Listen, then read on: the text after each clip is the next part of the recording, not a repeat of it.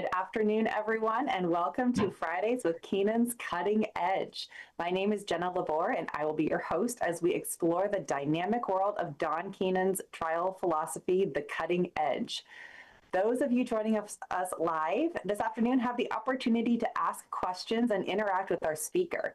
If you have a question, please type it into the comments section below and we will be sure to address it. Episodes are released each week following the live broadcast, so be sure to hit that subscribe button and click the alerts icon to make sure you don't miss an episode. First of all, apologies that I'm a little bit kind of darker in the shade today. The sun has decided to come out in Seattle and we've got some backlighting. So well, y'all are just going to have to deal with it because that's what we're working with today. All right. And today we also have Nicole Gainey with us. And I'm so excited. You all know Nicole. She has been here before. The last time she was with us, she was talking about how she's used AI in her practice. So please go back and check out that episode if you have some time. Today, she's going to share with us about how she has used edge techniques to maximize settlements pre-filing and early on in litigation. And this is magical because, you know, litigation is great and everything that, and I know a lot of people like to go to trial and you know, there's that sort of excitement about the whole thing. But if we can't avoid a lot of the stress that our clients face when we take that route by using exactly what Don Keenan has taught us, that is also a very good route to take. So as always, we'll put Nicole's contact information in the description below so you guys can reach out to her with any questions after the episode. But Nicole, why don't you take us to school on how you've been able to do this lately? Yeah, thanks. So the reason I wanted to come on, I reached out to you when I settled the first of these cases. I mean, this could also be called, you know, auto dealerships. What the heck? You know, like, because they're both auto dealership cases in Washington and they're both sexual harassment cases. And in both situations, the dealerships just stuck their head in the sand, or worse, or actively retaliated. So, you know, they're pretty good cases to begin with. But I think what, why I reached out was, you know, we had workshopped, I workshopped both of these cases with you and Ada. And that really helped me frame the cases. But I also, at the end of last year, I took 2 Keenan classes. I took direct exam with Thomas Morrissey, and I took, what was the other one? Oh, Seeing is Believing with Douglas Dykes. And both of those, I mean, I think you can take almost any edge class and it's going to help you. You know, even if you're nowhere near trial, you know, openings, direct exam, whatever, it just gets your head in the right space to work the case in the right way.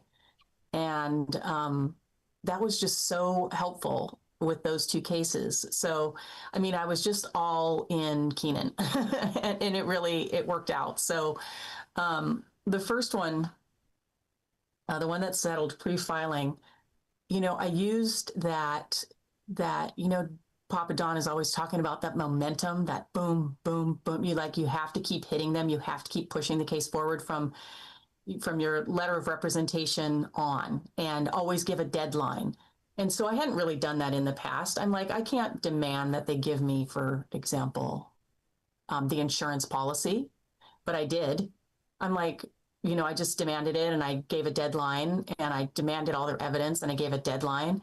And opposing counsel on the first case especially just gave me everything I asked for by the deadline. It was crazy. I had probably all the documentary discovery I was ever going to get because I asked for it. But so have you ever asked for it and not gotten it? Yes. Or is this your all the time. Yeah, right? Yes, so but what do you think is different this time? I think it was the way I asked for it and the deadlines. And also just opposing counsel, I mean, was just susceptible to that pressure. And also, you know, and actually that was the Sangster case where I got all the documentary evidence. The other case, he was an attorney I'd actually litigated against before, and he didn't want to give me anything. And so the technique I used on him was I also took I watched all these YouTube videos for Chris Voss. Have you ever heard of him? No. So he's an ex-FBI negotiator. And Oh. his whole thing is like practical empathy or something. So I would say things like, even though I knew that this attorney actually didn't respond, that was his thing. Like he didn't respond. So I sent him an email after he hadn't responded to something. And I said, hey, Pete, I can't remember what his name is now. Rob, his name's Rob. Hey, Rob, I know we've litigated together before, and it's not like you to not respond to emails. So I was just, I'm just checking in. Did you get my last email asking for XYZ? Mm-hmm. and that worked because then he responded. Yeah. And then he's like, well, I don't have to give you the insurance information. And I said, you certainly do not. However, Washington State really favors early resolution. And of course, I can't, talk to you about early resolution until we're on the same page. And we can't get on the same page until I have the insurance information. And I just kept saying that over and over in, every email I sent. And eventually he gave it to me. And I'm glad he did, because frankly, the insurance was not great. It was $500,000. I think we talked about this when I workshopped it. And so then once I had that, I sent an exhaustive demand letter, which I wouldn't normally do. But I was using that seeing is believing, and I had text messages and handwritten notes from the bad actor, and the 800-pound gorilla was, that this was consensual. And I kept saying things like, my 22-year-old client and your 38-year-old, harasser. And they're like, that age difference isn't that big a deal. And I was like, well, we'll just see. We'll just see about that. And they'd be like, it was consensual. And I said, and she had tried to get a protection order and ultimately lost. She got it at first and then she lost. And so I think that emboldened them quite a bit. And so they were like, well, we have text messages showing that this was consensual. And I said, you have 3 or 4 cherry-picked text messages showing that it was consensual. And I have 6,000 showing that it was, coercive and a power imbalance. And, but what am I really grooming is what I actually said, that it was grooming. And I did. But the interesting thing was they didn't make me produce them. Well, they had them, right? Well, if their bad actor was willing to give them all, and he said that he only had the ones that he gave at the protection order trial. So he was saying, oh no, I didn't keep all those. Oh no. Well, let's back up a bit. Would you give us a 30,000-foot overview of what this case is about? Because I know what it's about, you know what it's about. Right. Sorry. About it, and I think the folks probably at home getting the gist. Yeah, but sure. Yeah. Right. Yeah. Sorry, everybody. See, for me, it's just you and me sitting here talking. I know. Okay. So this was a case against a car dealership in Port Angeles. And my client, it was her first job making more than minimum wage. And she was like in the service department. And this guy gets hired, and older married kids, always the soccer dads. And he sort of takes her under his wing. And at first she's like, something's not right about him, like from the get. But eventually, he takes her under her wing. Mentorship is a big deal for that dealership. It's on their website. It's on their hiring stuff. So she just, goes with it. It benefits her. She gets more hours. She gets more training. She's learning a lot. She's doing great at the job. And he just gets more and more into her life, like stay after and help me do this. And, whining about his wife and all the things, just breaking down the boundaries, a touch here, too close there, all of that. So eventually basically there's a rape, and but the rape is so far down the road into this coercive relationship that she just shuts down, and then they're in a sexual relationship. Eventually, however, though, she ends up trying to commit suicide, ends up in the hospital, ends up leaving, just completely breaking down. Oh, before that though, immediately after the first sexual assault, she starts cutting. Mm. And so, I mean, it was just a really severe damages case. She takes herself to inpatient treatment for like a month and gets her head straight. And then she comes back. And so I met her after that. And I think that was so important because, you know, you meet so many people that have been through these situations and they really are confused. Or they're not confused, but the story just doesn't make any sense. You know, you're like, oh, well, it was consent. You know, I've even taken a case through years of litigation and never really got this point. It's not consensual if there's such a power differential. And but thankfully she had been through, you know, weeks and weeks of therapy, and she was really clear about what happened. And that helped a lot because it got me on board right away.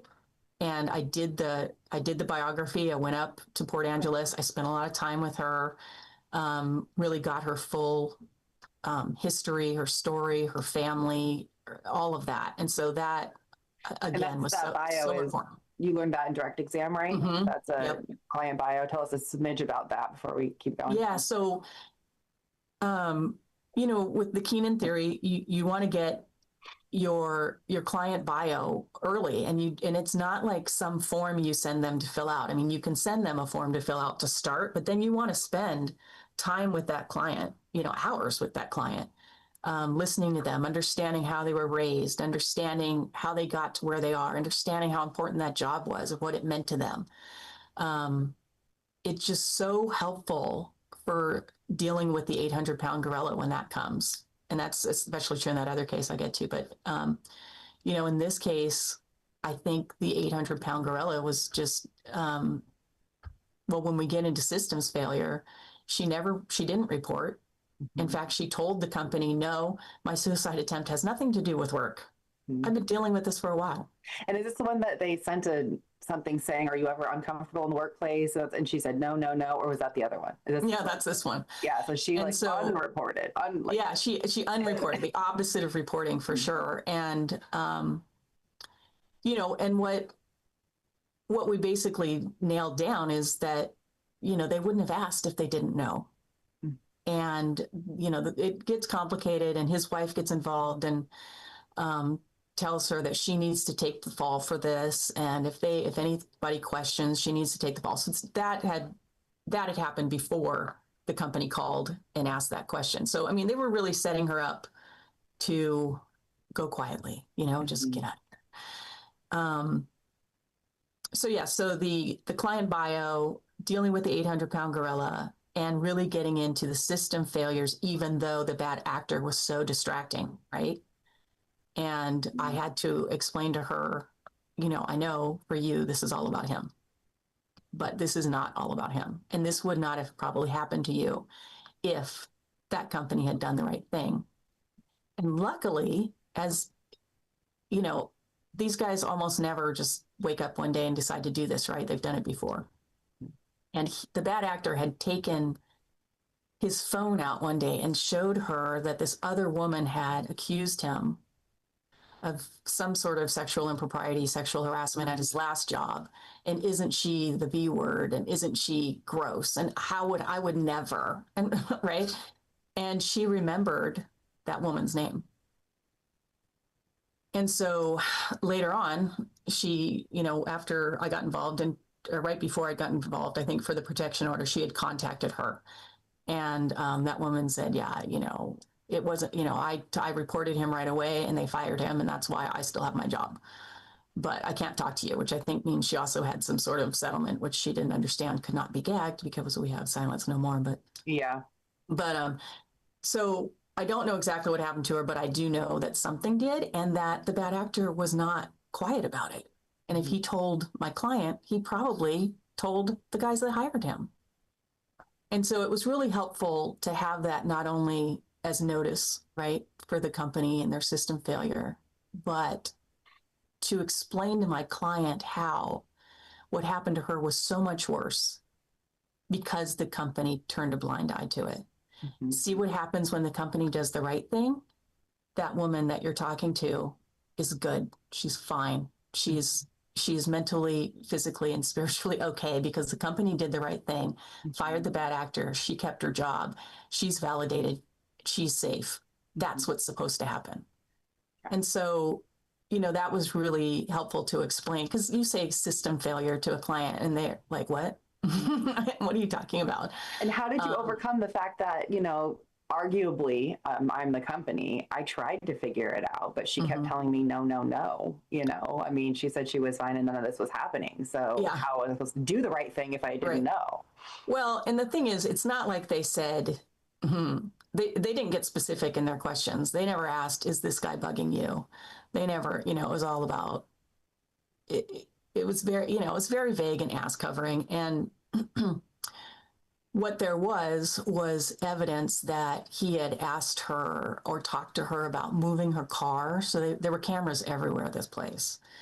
And so they had asked her, the bad actor had asked her to move her car and not park it where management could see. And then actually management had told him to stop keeping her late. So he would just have her come in at 5 a.m.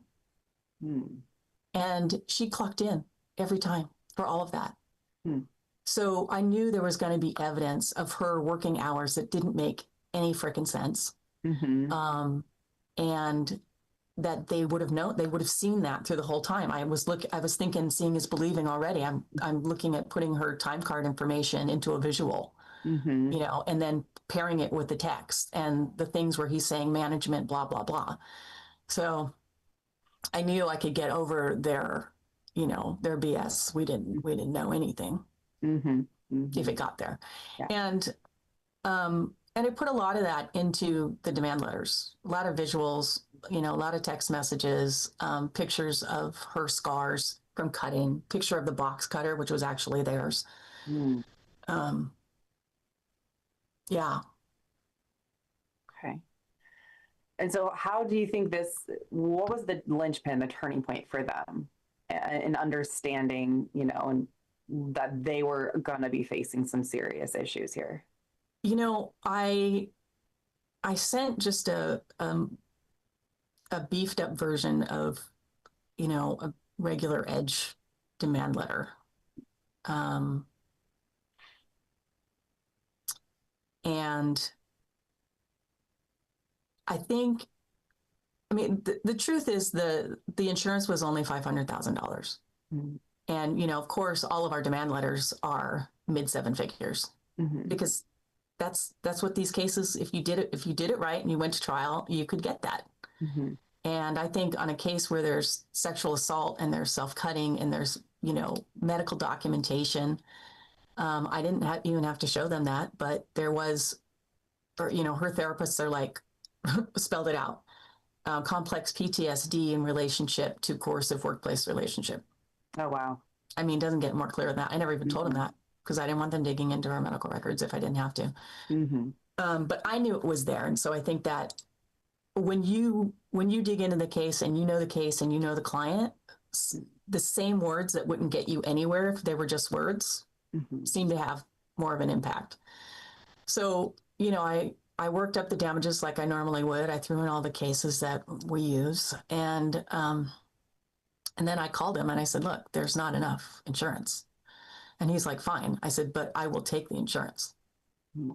And he's like, I'll get back to you. And then they did. And, I saved my client a year or more of litigation and potentially trial. And, they kept, kind of hedging right up to the deadline and saying, well, I said, look, they wanted a gag order. They wanted a gag order on the amount or something. And I was like, no. I said, well, look, SNMA does say the amount is okay, but yeah, good. Yeah, no, I'm not because they do that to keep us from being able to advertise our wins. Yeah. And so you just look like some hack. Yeah. If you don't have the big numbers and you haven't made it to trial yet to get a big number that you can publish, what do you have? Yeah. So, and plus it was really important to my client. because I said, there's at the end, she's like, what does this mean? Can they still say I'm lying? I said, yeah, they can still say you're lying. And said, but if we don't gag the amount, you can say, well, they don't give liars $500,000, do they? And so that was really important for her to be able to hang on to that. And so when they came back with that, I said, look, you're trying to keep the amount private. I said, tomorrow when I file this, it's all out there. Yeah. So pick your poison. And that worked. So that was great. I do want to talk about this other case though. Okay. All right. Because let me wrap up this one because I do want to focus so that everyone understands that it's the system failure that Dawn harps on in every class, every faculty member. That's what's going to get these things done. If you're focused, and Nicole understood this because of doing a bunch of edge stuff, but also like when your client, especially in these employment cases, is very emotional because the thing that happened to them was so bad and the person who did it to them is so bad. And that is a fact, and those things are true. But when it comes to getting justice, you can't sue the bad actor. I mean, you could, but like what, you have to explain all these things to them, right? That person is not the target. The target is the company. And why is that? Because we don't want it to happen again. What is the thing that happened that should never have happened? And if it's fixed, that it will not happen again, right? And then if we always have our eye towards the jury, that empowers the jury to be able to do something at the end of the day, right? Instead of, and Nicole, I know that your client had an interesting background as well, a non-traditional background where she came from before she was working at the dealership. And so there are so many things that a jury could, if you're just talking about the incident, the jury could find all these different reasons why she didn't deserve it. She didn't, why are we going to give money to her? Yeah, it sucked that this thing happened. But when you give the keys to a jury to make a systemic change, then that becomes super powerful. And that's what this dealership saw on the wall, whether it's conscious or subconscious, right? That's what they saw was, we are going to be in the hot seat for this. And whether that's because they're worried about reputation in a small town, whether it's because they're worried about the bottom line, if there's some sort of insurance issue, whatever it may be, that's where you're going to get your big bucks. And then, I loved hearing that you use those seeing is believing stuff to really help them visually understand what happened and give them a preview of what the jury was going to see. So exactly. So fantastic. Okay, cool. Let's switch gears. What's your other one? Okay, so the other one is also an auto dealership in Eastern Washington, Sangster.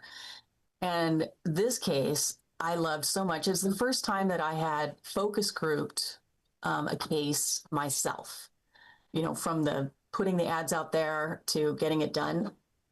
What a pain. What a pain.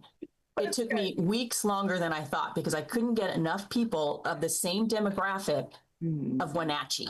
Right. And so, I mean, it was such a pain, but it was so worth it, I think, to do at least one myself because I was so in it and I was so attached to these people and what they were saying from the time they signed up and answered my obnoxious questionnaire to, through the focus group. And, I was talking to Keenan AI about it the whole time. And he was like, you want to see that number move. You want to see what makes them go from a, we don't really care, to we care. And actually also elicit, and maybe we workshop this too, I can't remember, but elicit all that small town, small business bias first. Get them talking about the heart of the community and family and all that. And so I did. And so, yeah, no one cared about my client when I first had, asked them on a scale of 1 to 10. And is this a similar situation? Do you give us a quick? Oh yeah, sorry, the case. This one? Yeah. So yeah, this case was a ridiculous sexual harassment case where it was basically just 2 comments by this guy. I mean, he made comments all the time, but one was in the past. And then what broke the camel's back was he called my client's converted GMC van slut bus. and everybody laughed at her. And she's like management, and these are all the service guys and the sales guys that she has to hold accountable to get through finance. And so she was just humiliated. And here's the deal. All she wanted was for them to make him say he was sorry in front of those same guys, right? So they got it, right? No.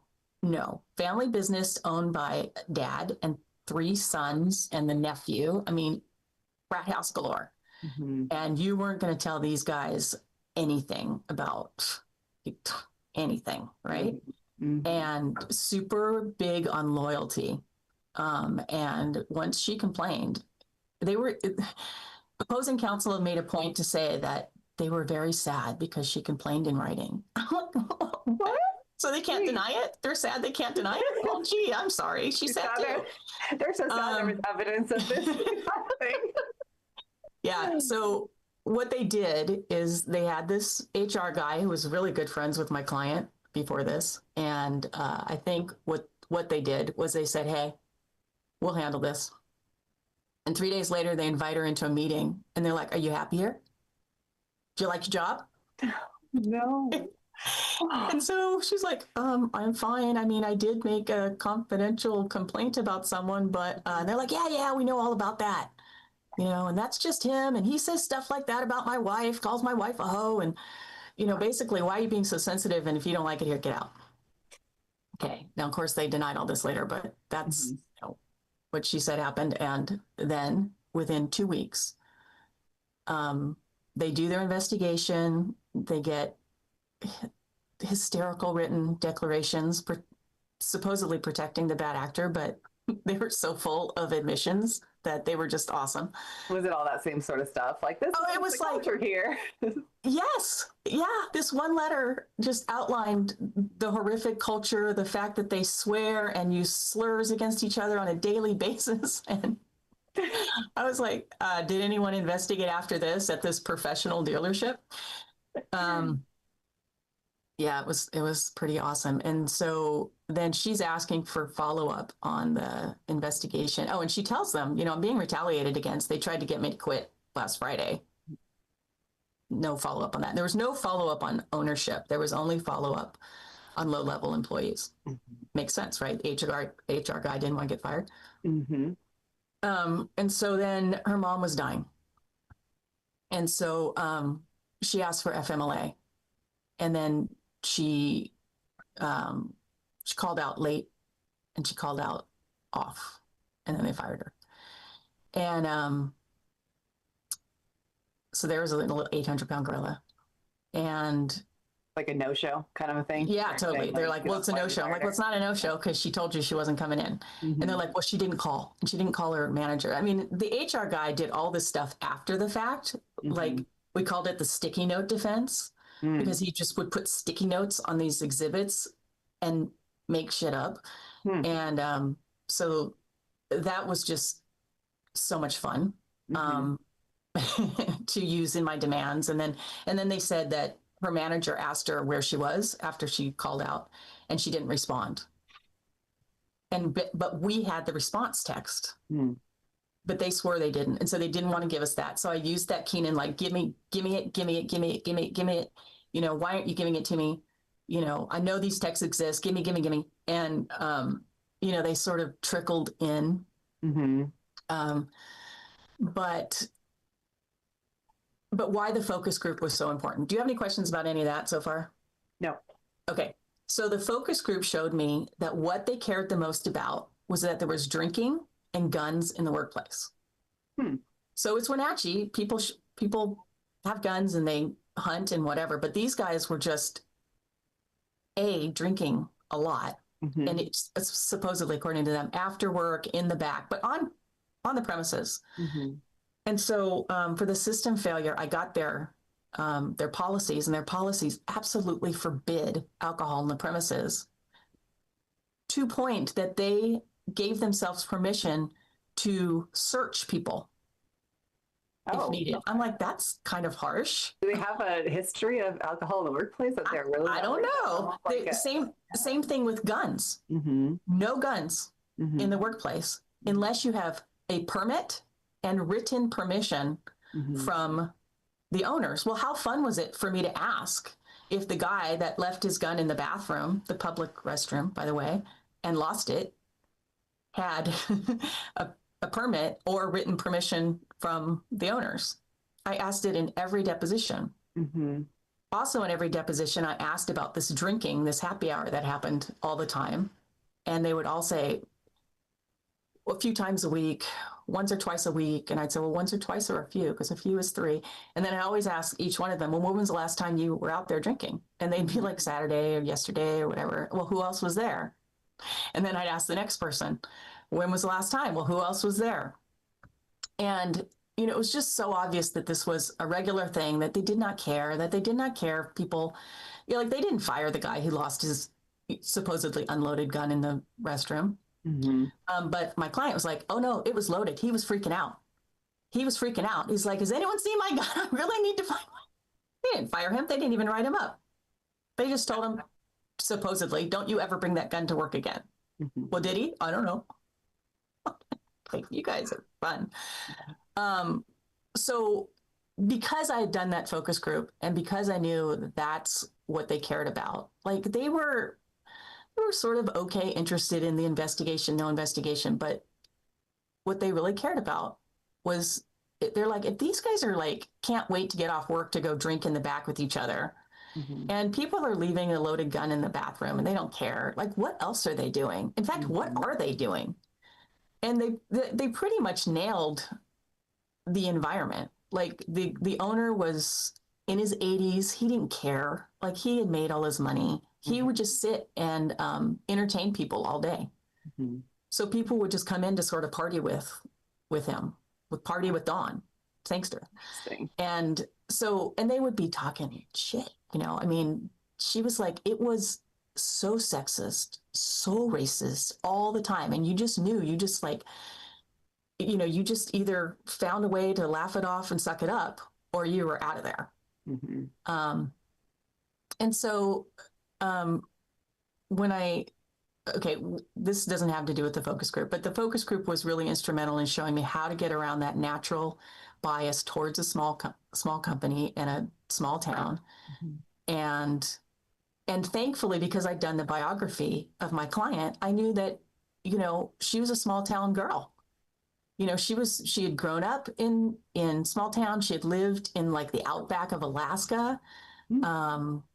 And her dad would be off like fishing, and she would be out there with her mom and sister. And I mean, so, this wasn't like city slicker liberal versus Wenatchee Yahoo boys, but mm-hmm. she was super liberal, mm-hmm. which is, if I hadn't taken her biography, I wouldn't have known like why it made sense for her to move to Wenatchee. Because that was actually what some of the focus group people wanted to know. Like, well, why did she go there? Like, mm-hmm. they're kind of assuming the same thing. Like, if she can't take it, why did she go to this? Like, she loves small towns. Mm-hmm. Like, that's who she is. She was looking for that. And then why didn't she just get another job? Mm-hmm. Well, she had been in this business since she was 20. Like, that's all she knew. And she had not graduated from high school. Mm-hmm. So, I mean, to have a job in finance like that with no high school, not even a diploma, mm-hmm. like, that's it. Like, that's her job. Like, that's, so, again, that biography just came in, the assumptions I would have made had I not gotten that biography would have been detrimental to the case for sure. The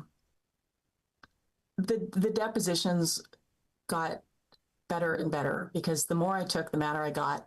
And I had made that offer, and opposing counsel called. So I made a demand, a policy demand in that case too. And it was $1 million wasting policy. Mm. And, their offer, I should have it on my whiteboard still, was like 30,000. I think was their last pre-filing, or pre-filing was 30, and I don't think they really ever came up after that. So I made the limits demand when I'd taken the 30B6 and I'd taken a couple of others, and I had 3 more left. And he called me and he was like, well, I don't know. And here's what I learned about defense attorneys. They have no authority. They have no idea what's going on. they're just saying things, and they're not going to make any promises in case they don't get the authority. Like, he could have saved us so much trouble if he'd have just actually talked to his adjuster, or if, if he'd have just given me a hint that they were going to come back with policy limits, but he didn't. He's like, well, we probably want to take your client's deposition and blah, blah. I'm like, and oh, by the way, this was a case where I decided I needed to get it done in 8 weeks because of stuff that was going on with my client. Okay. I was like, this has gone on long enough. And so I mapped out an 8-week plan and I stuck to it. And so when he didn't give me the indication on, I don't know if it was Friday or whatever, I said, fine, then I'll see you on Monday for the next 2 depositions, because I had 2 scheduled back to back. Well, wake up Monday and I'm sick. Oh no. I don't care. I go in anyway. And I'm like, so, and I got, I just blew off my notes and I just went for the jugular. And so I was deposing the guy who had said slut bus or slutmobile or whatever. And I was trying to get out of him because they all came in all buttoned up and, very like, oh, yes, ma'am. No, ma'am. I would never talk like that, ma'am. Right. And so I read that letter from the guy that said, there's more slurs and swear words in car dealerships than anything short of blue collar. And I just can't, she's a hypocrite. And so I asked him what that meant, and, oh, I don't know, and blah, blah, blah. And I said, well, what kind of swear words and slurs do you use? And he's like, and he made up some softball answers, and the defense attorney is coaching him to death. And so I said, well, what kind of swear words do you use? What's your favorite swear word? And he's like, oh, I don't know. Like, yeah, right, slut. Objection. He's like, yeah, I don't know how to answer that. And so I leaned into the camera. I said, say the words. He just turned bright red and he's like, hell. And I said, and slut, right? Yeah. What was he going to say? He couldn't say no. He'd already admitted to saying it. Yeah.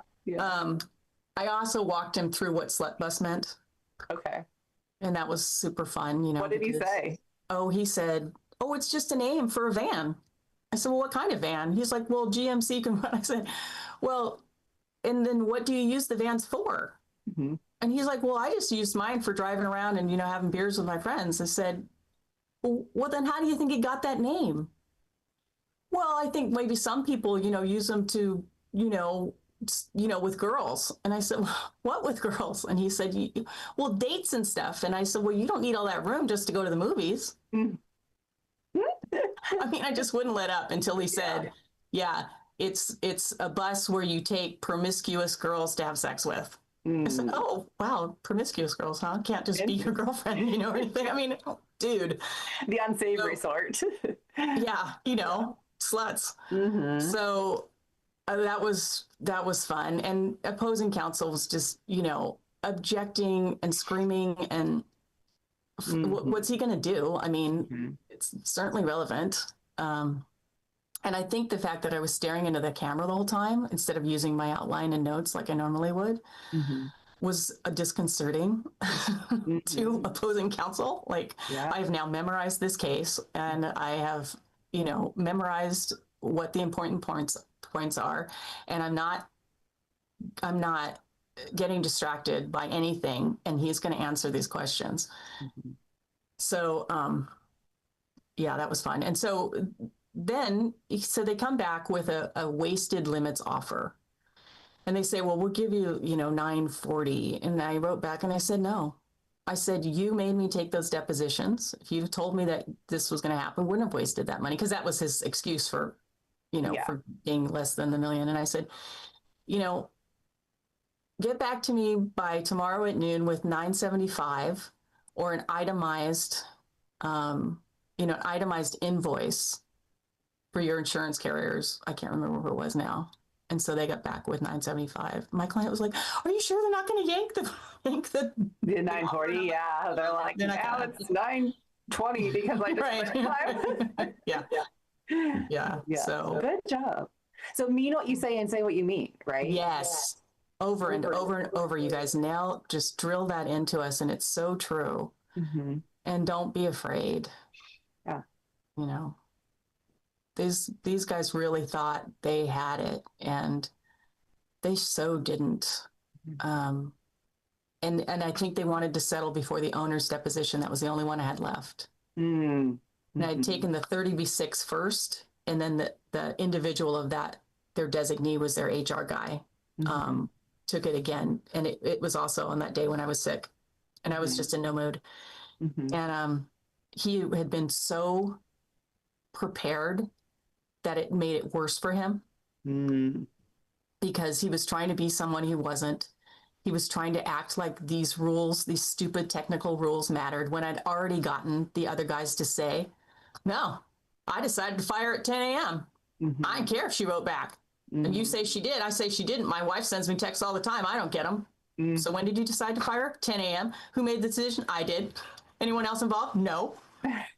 And then, the HR guy comes in and tries to say it's because she texted and didn't call. And I had already said, did you care if she texted or called? No. I mean, if you're going to prepare them, maybe prepare them on what the other guy said. So you're not, creating contradictory evidence. Yeah. I like the idea of scheduling it out, right? I mean, for you, it was because you had something else going on, right? There were some external factors or whatever. You want to do this 8-week thing. But I think to put that out there, I mean, I will say that I tend to be guilty of procrastinating on depositions and all that sort of thing. But do you feel like that caught them off guard and brought them along for the ride and, played a factor in the resolution?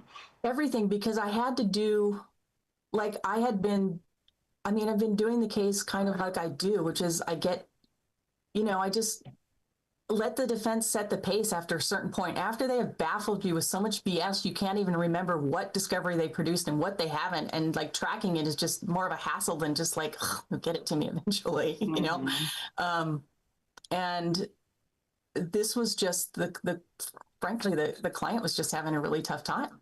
Yeah. And I was like, okay, this needs to get done. And so, I planned it all out and what that meant. Like, I have to get this, and this. I have to get these admissions. I have to, let's schedule the depositions. And it was kind of a grueling schedule. And it actually changed. Why you were sick. Well, the sick part came in at the end, but even before then, I was like, probably shouldn't have done those two right so close together. But it was fine. If you force yourself to do it, you're capable of doing it. It's not comfortable, but I think that's a big part of being an attorney. And, I have not been an attorney as long as my face would indicate. And so I have some muscle to build up and some tolerance for discomfort. And I think that's how you get to trial, and you get to, because trial is so uncomfortable, it seems, right? I mean, they're throwing motions at you in the middle of the night, and you're, just no sleep, and terrifying. It's scary. It like makes you want to crawl into the bed. I remember the most recent one I did, every morning I had to get up and say, put one foot in front of the other. Just keep going. Just the next thing, keep doing the next thing, because and it's so against your nature. Like, you just want to be like, run and hide. And you can't, because it's not you that you're doing this for. It's somebody else. And you have to keep going. And it's uncomfortable. And, sometimes I sometimes feel like I worry about what defense counsel thinks of me, right? Am I doing the right thing? Am I being too nasty? Am I whatever? And you have to kind of set a lot of that aside, which can be hard. It's very, counterintuitive, I feel, right? And counter nature. It's dehumanizing to yourself. Yeah. Like, and it kind of has to be, because, you might be a very upfront person, or you might be a very private person. And it doesn't matter. Like, you have to be whatever is required at that moment in your client's best interest. It's tough. And it's not just what I do think about what they think sometimes, but mostly I think, it's like, you're always thinking, are their threats real? Like, I have an opposing counsel right now who is so psychotic and has threatened like everything short of disbarment. And it gets when you're actually trying to push the case forward, because normally I would just put that person on pause for a while. Like, okay, I am not talking to you because you're just wackadoodle, and I'm just going to ignore you and work up everything I can work up behind the scenes and then hit you with it all at once. But sometimes you actually have to talk to them. And so, yeah, it's very unnerving. And it's like, what is a judge? And then you're thinking everything they're saying is, how is a judge going to see that? Like, is that total BS, or is there like a hook is there a string they could pull where I really need to pay attention to this? Yeah, we could probably talk about anxiety for just an hour. Yeah. That's because I mean, I was talking to somebody recently and I was like, the worst thing that I hate, and now it's out in the ether, so somebody's going to find out about this and exploit it to their advantage, but is when there's just no response from the other side. And you're like, hello, like, ding, ding, ding. Whether it's you need deposition dates or, discovery or something, and they just choose dead possum, just I'm not going to do anything.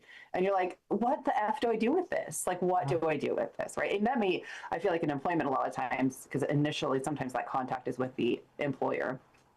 And you're like, okay, so they often go quiet. Yeah. And it's just gone. And that is just so frustrating too.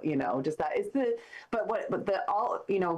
we're airing some of these frustrations and these concerns and stuff, but what the EDGE method does for you is give you tools to regain control and maintain control and know the path that you're supposed to take. And it gives you the confidence, and it's not immediate, right? I'm sure you would agree with me, Nicole. It's not like you go through a few classes and you're like, dun, dun, dun, dun, but it definitely gives you the tools to make you more confident, to be like, okay, I'm going to weed through some of this nonsense and I'm going to, achieve the objective. And I know that I have the law on my side, right? We have black letter law. We've got Greg that taught that, wrote the book, everything else. Like we don't, all of this stuff is not just made up out of like feelings and people's past successes. Right. No, the system is amazing. I would say initially, I think when you get involved, especially probably for attorneys who've been doing this for a while, it makes you feel worse. Yeah.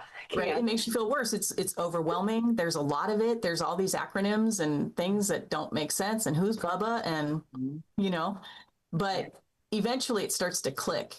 And I think it just really clicked for me last fall when I was taking up these cases. And you know how I get with cases of sexual harassment, sexual assault. I get really worked up. And it was so great to just be really in the middle of KTI at the time. I mean, it was just great timing that you and Ada decided to do not one, but 2 workshops. And I decided to take not one, but 2, 3-day classes, which at the time was really stressful. Yeah. Because I think I had that second class, like right before I was going to do all those depositions, which was great, but was also a ton of work because you prepare to take the class, then you're taking the class, you're in the class, you're doing stuff for the class, and then you've got to do all your work at the same time. Yet and still, what a great result I got on both of those cases and faster than I would have. And I would say that when opposing counsel isn't responding, you can try the little soft sell that I did, like, hey, you seem like a person who is responsive. So I just want to make sure you said that, or you saw my last whatever, but also give them deadlines. There's something magical about deadlines, even if you don't add a threat. But if you do add a threat, then follow through on the threat. Absolutely. And I think that is, sometimes you just, for whatever reason, you're not ready to file, or you're not ready to whatever but that is, I mean, I think you and Ada both say that all the time. They say it in KTI, but it is say what you mean and mean what you say. And so I try to be careful not to just bluster. Like this opposing counsel is just blustering, bluster. I'm like, I don't even know what to pay attention to. There's so much bluster. And so far it's been nothing. It's come to nothing. Like I filed a motion before she did. And I'm like, well, you've like threatened 6, but not done anything. Oh yeah. I mean, hold on, we can't schedule this because we're going to file a motion for protective order and also a motion for summary judgment. And I'm like, waiting. Right. And that is what the defense attorney who gave me, so the defense attorney on the Sangster Motors one, she's the one who gave me all of the pre-filing documents Mhm. that I used as seeing is believing, because the HR guy had just put these sticky notes over everything, Mhm. explaining everything and just making them look so guilty. Like, you just don't do that unless you were covering. Mhm. And I think, but she gave it to me. She didn't have to. I hadn't filed anything. It wasn't in the personnel file. I mean, some of it was, but some of it wasn't. And I started demanding texts, and she started giving it to me. Yeah. But you think she was somebody who just wanted like to do the right thing, or was she I think she younger, thought that evidence looked good for them. Oh, I think interesting. she thought the evidence looked good for them, because I think the HR guy that was making up the evidence thought it looked good for them. Yeah. And so I thought, she's like, well, we'll just take care of this. Yeah. We'll just show her. And then also, and I just kept giving her deadlines, so she didn't have a lot of time to think about it. Yeah. Mhm. So when someone's giving you deadlines, think, is this a real deadline? Yeah. I totally ignore them, because they're just creating a false urgency to mess with my head. So on our side, don't let them mess with your head. And on the other side, if needed, mess with their head. Yeah. Yeah. Because they're busy. Yeah, they are. Yeah. They've got a lot more cases, and they have it's a lot less personal, and they don't have a lot of time to think about things. And that's another thing the EDGE system does for us. Even though it's a lot of work, it requires us to really think about why we're doing everything, and it makes it so that things are not on autopilot, or that you're just doing it because it's the next thing to do. But it's like, okay, why am I doing this? Why am I deposing this person? What questions am I going to ask? And what am I you're trying to get out acting, of you're that? not reacting. Mm-hmm. Right. So when I was a baby lawyer, not that long ago, I would follow defense lead, because I didn't know what I was supposed to do next. Like, I didn't know what happened next. Yeah. And that is a terrible way to run a case. That is just, that's just horrible. That you're not going to get anywhere, and your case is going to veer off into whatever red herrings they're going to try to pretend is important. And so the EDGE really just gives you a playbook. It's a big, thick playbook. It's a very detailed playbook. But once you get the high level view of what's going on, because there is a high level view, I think, with the EDGE that's going on. Of course, focusing on system failures is the first big one, and then the rules. Oh, and by the way, rules was so fun on those depositions. Yeah. So fun, especially the more they prepared, the better it got for my rules. Well, you believe sexual harassment, has no place in the workplace, right? Yes, absolutely. Well, it depends. What are they going to say? Yeah. Yeah. The first people were like, I don't know. Well, I mean, and then the guy had to take sexual harassment training in that case. That was part of his, because they wrote him up. They investigated, they wrote him up. They told him he had to take training. All on paper. Oh, what did we come up with on our workshop? It was paper, not. I think it was yours. Oh gosh. When they paper something, but it's just bullshit. Yeah, form over substance, sort of a thing. Like, yeah. I don't remember the phrase that we came up with. It was really good. Anyway, it was an alliteration, and so he had taken the sexual harassment that he was, supposed to take before I deposed him, and I asked him what he learned. Oh, that was just beautiful. Well, well, I mean, you shouldn't ask someone out more than twice. What? More than twice. That's really interesting. So you can ask them out a couple times. Just third time is not the charm. So don't go there. Right. And then, so at the very end of it, I said, I went through a whole list of questions to show that his life has not changed. He was not fired. He did not lose any income or job security or anything else. So I got him to admit these very specific things. And then at the end, I was like, so your work life hasn't changed at all. And he goes, yeah, it has. And I said, how? And he goes, I can't be myself at work anymore. I was like, thank you. No more questions. Wow. Yeah. That's really interesting that he came out and said that. He was very mad about that, obviously. Yeah. Well, first of all, work is not a place you're supposed to be yourself. Work is a place you're supposed to be an employee. And especially if work is a place where you just are routinely harassing people based on race and gender. Yeah. Oh, that's crazy. I mean, Yeah. Yeah. And well, you mentioned about this big, thick playbook. We have a few minutes left. And that's the resource that we have. But do you have to be perfect at it? Do you have to memorize it? Oh my God, no. I have, like, if you faithfully integrate a few key concepts into your practice, you will notice the difference, I think, immediately. And then that, I think, is the encouragement to keep coming back and learning more and doing more and working with the people that have been doing this for years, who really know it, right? You and Ada and, Joyce and Mickey and I from Seeing and Believing created a little group, and we got together and workshopped our cases, and that was really helpful. And so you're going to meet people who are working cases in a way that, it's just not the same old.